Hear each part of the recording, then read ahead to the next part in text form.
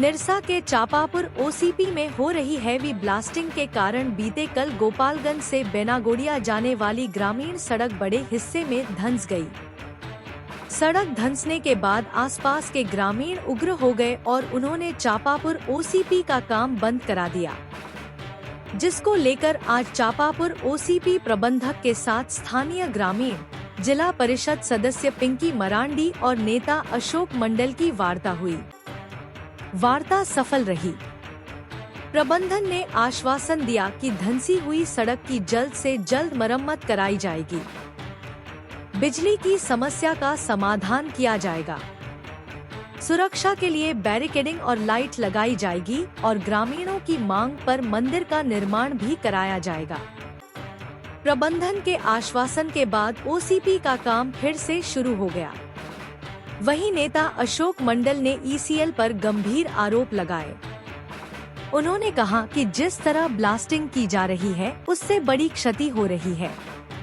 यह 100 साल पुरानी पीडब्ल्यूडी की सड़क थी जिसे ब्लास्टिंग से तोड़ दिया गया। डीजीएमएस के नियम के अनुसार 100 मीटर के दायरे में घर, सड़क, मकान के पास ब्लास्टिंग नहीं की जा सकती, लेकिन नियमों को ताक पर रखकर काम हो रहा है।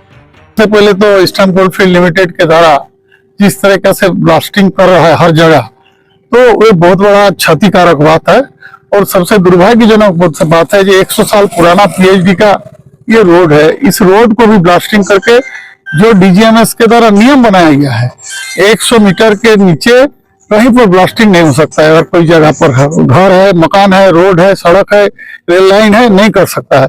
ये दुर्भाग्यजनक बात है। ये पीएचडी का रोड 100 साल है, इसका 10 मीटर के अंदर में ये ब्लास्टिंग कर दिया। ये इसके ऊपर में ईस्टर्न कोलफील्ड लिमिटेड के पदाधिकारी के ऊपर में कार्रवाई होना चाहिए जो गलत किया है।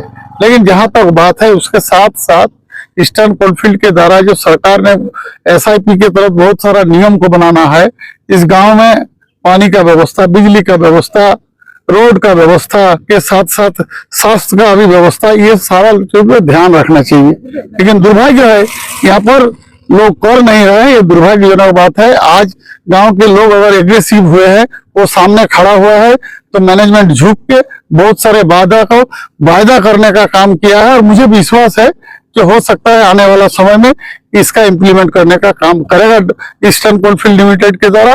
यही हमको अभी तक लग रहा है। धन्यवाद। तो क्या लग रहा है ये सबसे बड़ा जो मामला है ब्लास्टिंग का, ये कहीं ना कहीं कंपनी पर मामला दर्ज होनी चाहिए? निश्चित रूप से ऑटोमेटिकली इसमें मामला होना चाहिए। डीजीएमएस का जो ऑफिस ऑर्डर है आप मांगिए, ईस्टर्न कोलफील्ड लिमिटेड के पदाधिकारी, वहाँ लिखा हुआ है 50 मीटर के अंदर जो सरकारी जगह रहेगा, कोई बिल्डिंग रहेगा, कोई रोड रहेगा, कोई घर रहेगा, तो वहां पर आप किसी भी तरीके से ब्लास्टिंग नहीं कर सकते हैं। जरूरत होगा तो आप मेरे ऑफिस आइए, मैं उसका रिकॉर्ड आपको दिखाने का काम करूंगा। और डीजीएमएस द्वारा जो परमिशन चापापुर के एजेंट और मैनेजर को मिला है, इसके ऊपर में निश्चित रूप से कार्रवाई होना चाहिए, होगा, अगर कोई आदमी ये बात को सामने रखता है। धन्यवाद।